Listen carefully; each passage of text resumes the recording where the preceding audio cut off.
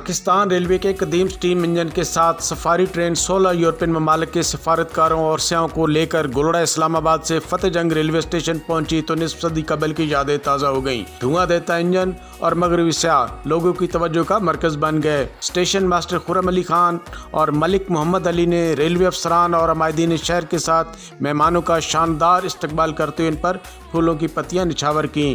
مغربی سیاح اور سفارتکار مقامی لوگوں کی گرمجوشی دے کر ان میں گھل مل گئے۔ انہوں نے مقامی افراد اور بچوں کے ساتھ تصاویر بنوائیں اور مقامی کھانوں سے بھی خوب لطف اندوز ہوئے۔ انہوں نے railway steam engine, safari train اور قدیمی ریلوے اسٹیشن کے خوبصورت مناظر کو اپنے کیمروں میں محفوظ کیا۔ سیاحوں کو اسٹیشن پر قائم ریلوے میوزیم، قدیمی بگی اور پاکستان ریلوے کے زیر استعمال رہنے والے اشیاء کا معائنہ بھی کرایا گیا۔ سفارتی عملہ اور سیاح 1 گھنٹہ فتح جنگ ریلوے اسٹیشن پر قیام کے بعد اپنی اگلی منزل اٹک خرد کے لیے روانہ ہو گئے۔ طارق قادری، اوصاف نیوز، فتح جنگ۔